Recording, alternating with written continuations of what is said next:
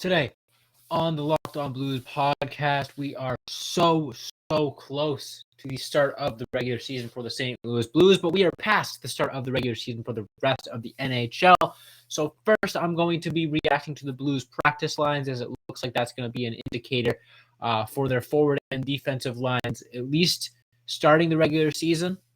And then I'm going to be going into just some rumors about the Blues reverse retro jerseys. There is some confirmed potential colors there for the Blues reverse retro jerseys, so we'll be talking about that. And then at the end of the episode, I'm going to be giving some general thoughts about the start of the regular season, plus giving my picks for who will make the playoffs in the Western Conference. Should be a fun episode. Make sure you stay tuned.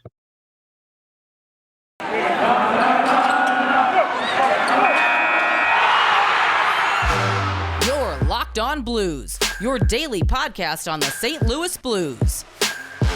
Part of the Locked On Podcast Network, your team every day.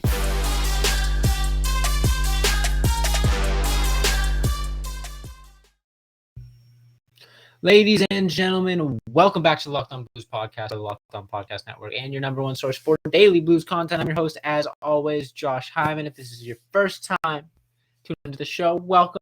Thanks for tuning in. If you're watching on YouTube, hello. Great to see you. Great to see me, I suppose.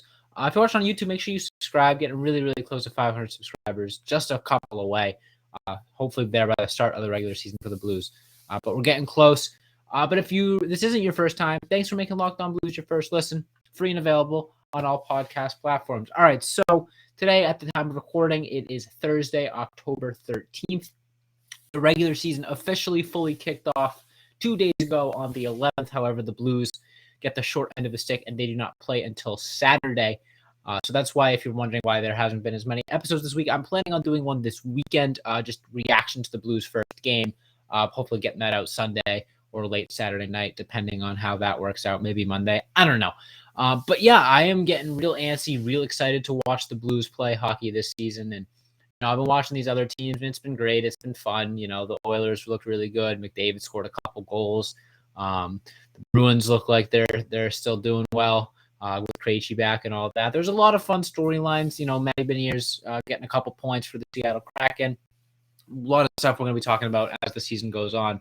Not just focusing on the Blues, because I'm a hockey fan overall, not just a Blues fan. But there is Blues hockey coming up Saturday night.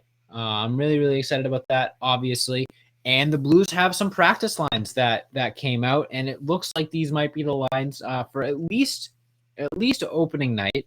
So I'm going to be reacting to those, giving my thoughts on how I think these lines are going to look, who's playing with who, all that fun stuff. So let's just jump right into it, shall we?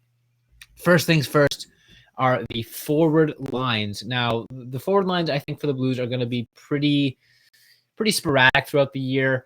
In typical Craig Berube fashion, you don't typically see the same group of forwards for long periods of times. Sometimes you do, but he likes to switch it up. So this obviously I don't think is going to last. But the first line as of right now is Brandon Saad, Ryan O'Reilly, and Jordan Kyrou. I'm a big fan of that line.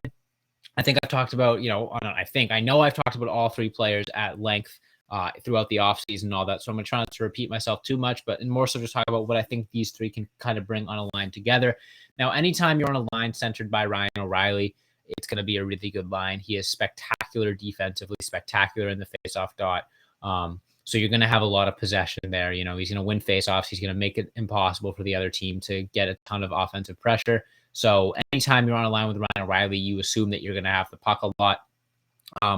And Brandon Saad is a really good guy to have on that. He is great with puck possession. He is really hard to get off the puck. I think he is pretty much their Jaden Schwartz replacement in that aspect. Jaden Schwartz's claim to fame was always just how good he was at possessing the puck and how hard it was to knock him off the puck. And Brandon Saad can fill that role as well. And anytime you're on a line with Ryan O'Reilly, that is a perfect asset to have. So I think those two being on a line together is something that we might see a lot throughout this regular season. Saad obviously is decent enough defensively. He can hold his own there. But anytime you're with Ryan O'Reilly, you can kind of afford to gamble a little bit offensively. And Saad's a good guy to do that as well. He's good at getting to the front of the net. He can score on deflections and stuff as well. He's a good guy to have, on your top line. But the real thing I'm excited about there is Jordan Kyrou on that right side. His speed combined with O'Reilly's defensive ability and Saad's puck possession ability could be deadly. Both O'Reilly and Saad are above average passers, to say the least, and they can spring Kyrou out for breakaways like it's nothing. O'Reilly off of faceoffs or stealing the puck in the defensive zone, or Saad, possessing the puck along the boards, drawing in some extra defenders, and it'll be really easy for them to create opportunities for Jordan Kyrou just based off of their play style. So I'm really excited to see that line. Second line, Pavel Buchnevich, Robert Thomas, and Vladimir Tarasenko. Now, this, in my mind, is the line that I'm most excited to see. Pavel Buchnevich, I think, is primed to have a spectacular year. He was really, really good with the St. Louis Blues last year. Got a ton of points, scored a ton of goals, and took him a little bit to find his stride, but once he did, he was dominant. And now that I think he's got a full year under his belt, I think he's going to come in even better than he played last season. And then being centered by Robert Thomas, who is probably the best playmaker on the team, great passer. Having Buchnevich and Tarasenko on his wings are just going to set him up for so many assist opportunities. Buchnevich is big, physical, great at getting to the net, driving possession. And Vladimir Tarasenko, obviously, with his wicked quick release, that line is going to put up a ton of points. I expect if this were to be the long-term groupings, I expect that second line to be maybe the three highest scorers on the team. If they were to play together all year, which, like I said, probably won't happen. But if they did, man, is that line going to put up a ton of points. I'm so excited to see them play. I think they complement each other really, really well. Thomas with his good passing, Tarasenko with his wicked shot, and Buchnevich with his physicality and playmaking as well. I think those three are going to be super dynamic together, and I cannot wait to watch them play. Before I get into the bottom six and defensive pairs, I want to tell you guys about our good friends over at BetOnline. Now, betonline.net is your number one source for football betting and, of course, hockey betting info this season. You can find all of the latest player developments, team matchups, news, podcasts, and in-depth articles and analysis on every single game you can find. Plus, as always, BetOnline remains your continued source for all your sport wagering information with live betting and up-to-the-minute scores for every single sport out there. The fastest and easiest way to check in on all your favorite games and events, including MLB, MMA, boxing, and golf. So head to betonline.net, or you can use your mobile device to learn more. Check out BetOnline, where the game starts.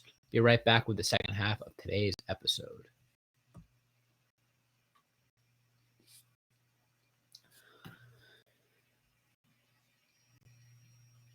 All right, so we've gone through the top six. Talked a lot about that. Now let's get into the bottom six, an area that I think was lacking a little bit for the Blues last year, but this year hoping to have a bit more of an identity, starting with the third line, and honestly could be the best third line in hockey, and I'm not exaggerating. Jake Neighbors, Braden Shen, Ivan Barbashev. First of all, Braden Shen as a third line center is just ridiculous. I've talked about how he was injured all last season, and through training camp and preseason, he just looks so much healthier and so much better. Coming into this year, he looks quicker, he looks more limber, he looks more comfortable out there. I think Braden Shen is primed to have a huge bounce back year offensively. And having him as your third line center is just ridiculously good for offensive firepower. You get through Saad, O'Reilly, Kyrou, Buchnevich, Thomas, Tarasenko, and then Braden Shen hops over the board, centering Jake Neighbors and Ivan Barbashev. That line is going to be so much fun to watch. Braden Shen obviously plays with a little bit of an edge, so he's a good third line candidate just for that. But his offensive firepower and his playmaking and his goal scoring is going to do wonders. Ivan Barbashev on that right side, don't forget he scored 25 goals last year. A guy that is hopefully willing to come in and produce offensively again, and willing and able to produce offensively again. Because I'm a little bit hesitant to say that he can repeat that 25 goal mark from last season, but he definitely showed that it wasn't just a fluke. He was making plays. He did look like a threat offensively. He definitely disappeared down the end of the stretch of the season and in the playoffs. But if he can sort of find that spark again playing next to Braden Shen, I have no hesitation that he'll be able to produce offensively and create a really dynamic third line. And then Jake Neighbors. I was a little worried when I saw that he got sent down, but Insiders were pretty quick to point out that it was likely just due to cap compliance, and sure enough, it was. Jake Neighbors gets called back up and then gets placed on the third line in these practice lines. If he is able to stick with that third line, you say, oh man, Jake Neighbors, he's going to be wasted as a bottom six forward. He'd rather have him be a first line, whatever. Playing with Braden Shen and Ivan Barbashev is not a traditional third line role for any player. That is a line that is going to produce a ton of scoring opportunities. Barbashev's a good goal scorer. Braden Shen's a good goal scorer. And Jake Neighbors is a tremendous, tremendous passer. Maybe second to only Robert Thomas in terms of passing ability amongst forwards. He is that good. He showed that in his 9-game stint with the Blues last year.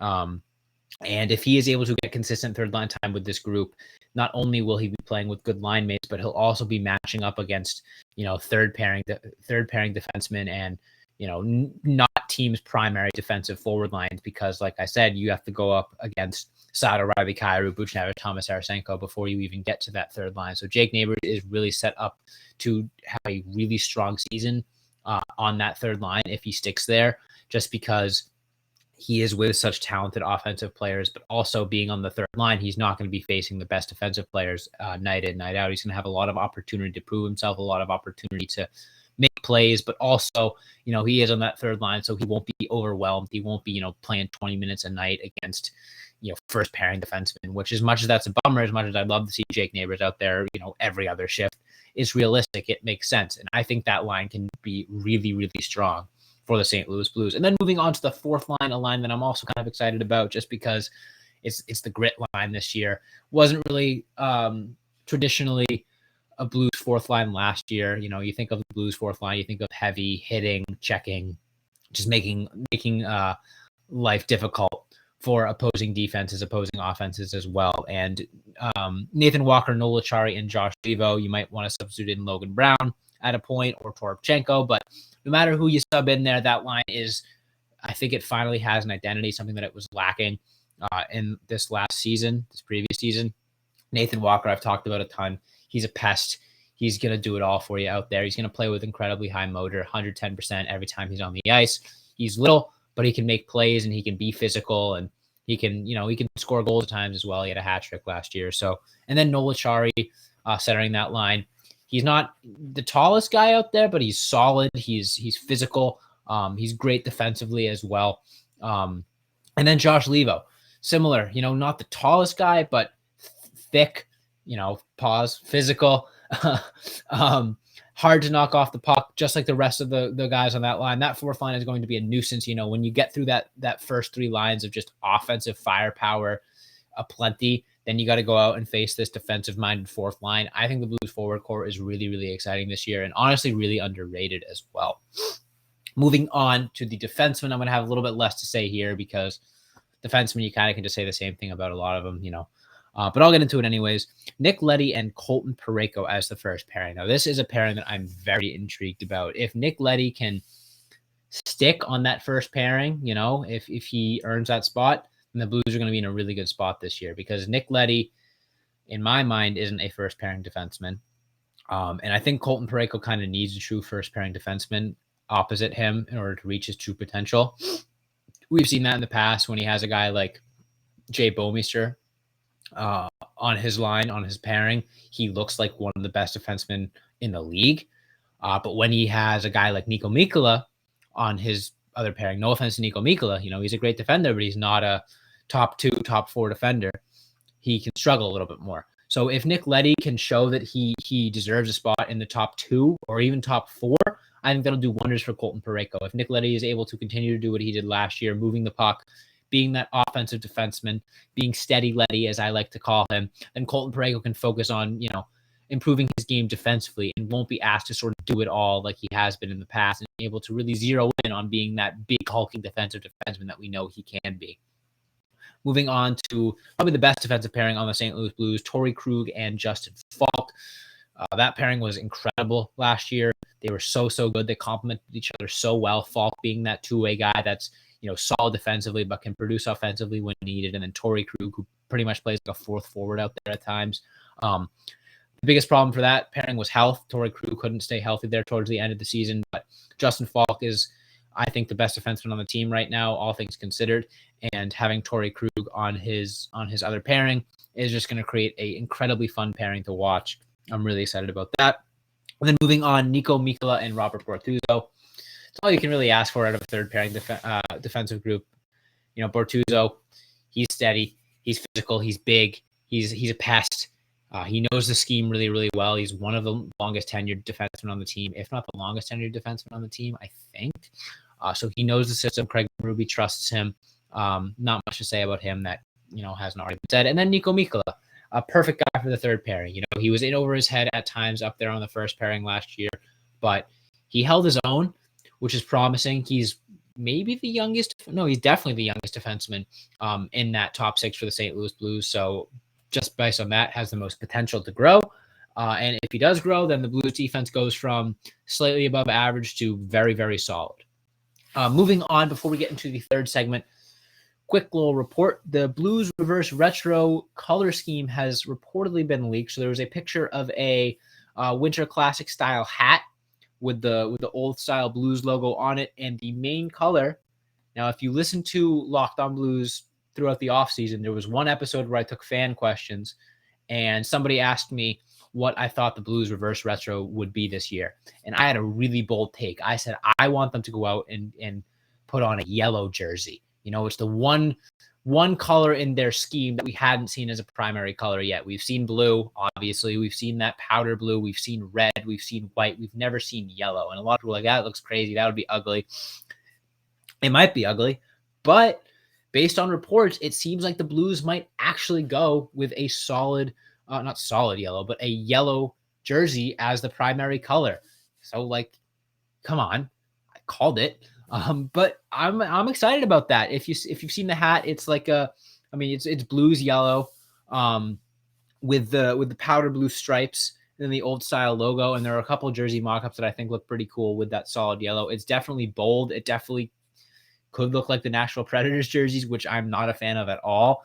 But I think if the Blues pull it off and they do it right, if they kind of use the yellow that's here, if you're watching on YouTube, the yellow that is around my Twitter handle, I think that would be perfect. I think that's a really nice color.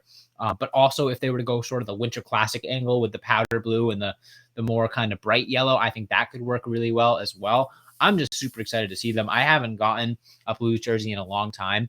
And if these yellow ones are as cool as I think they could be, that might have to be my purchase. Anyways, that being said, I'm going to head into the third and final segment where I give sort of a rapid fire list of Western Conference playoff predictions. Make sure you stay tuned. Be right back.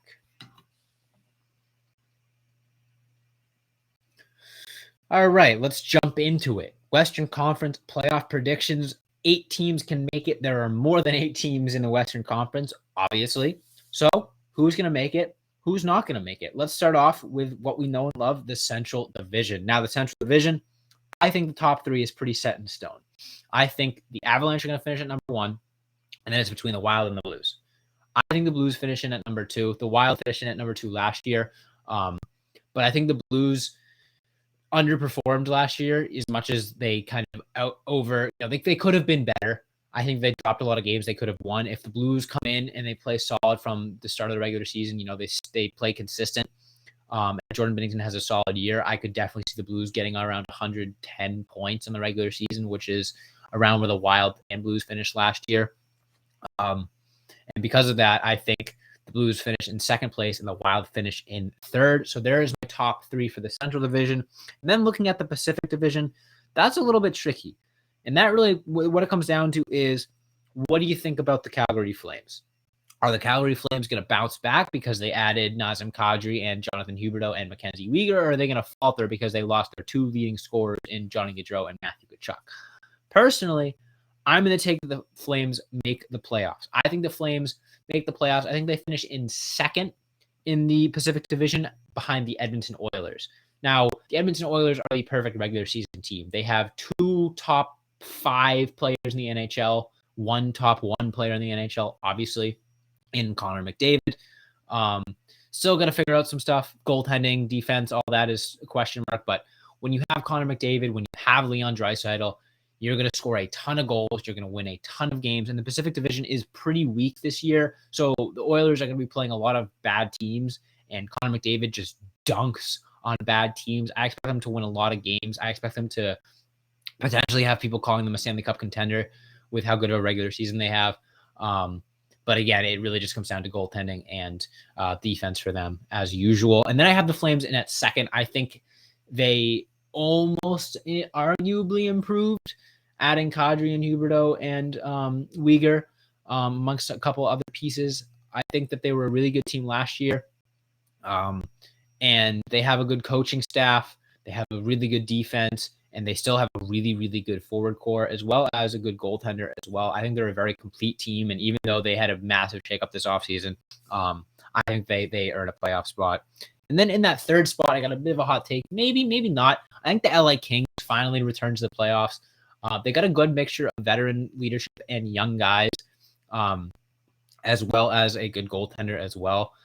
Similar to the Flames, I think they're a very complete team, a very young team, a team that is fully embracing the speed and skill of the modern NHL. And because of that, and because of the fact that the Pacific Division is so weak, I think that they slide in at that third spot. Now, elephant in the room, I don't have the Vegas Golden Knights making the playoffs, but I will just say I could see the Vegas Golden Knights doing anything from winning the Stanley Cup to missing the playoffs.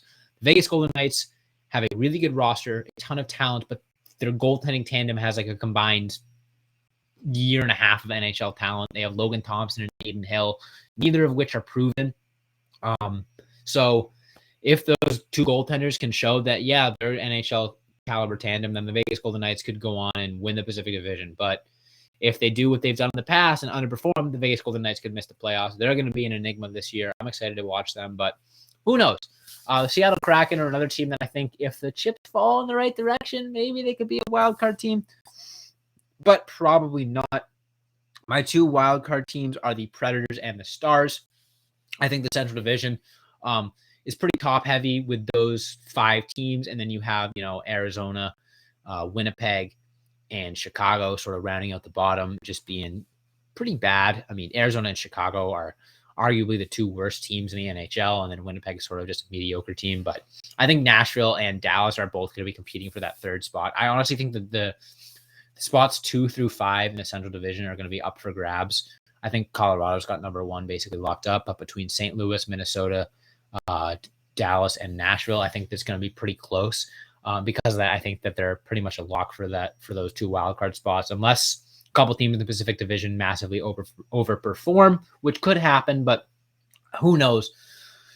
Maybe we'll come back to this video in a few months and laugh at me how wrong I was or commend me for how right I was. But the only way you could do that is if you hit that follow or subscribe button or whatever podcast platform you're listening to me on. That way you never miss a new episode. Subscribe to the YouTube channel at Locked On Blues. Like I said, getting real close to 500 subscribers. Want to do something special for that.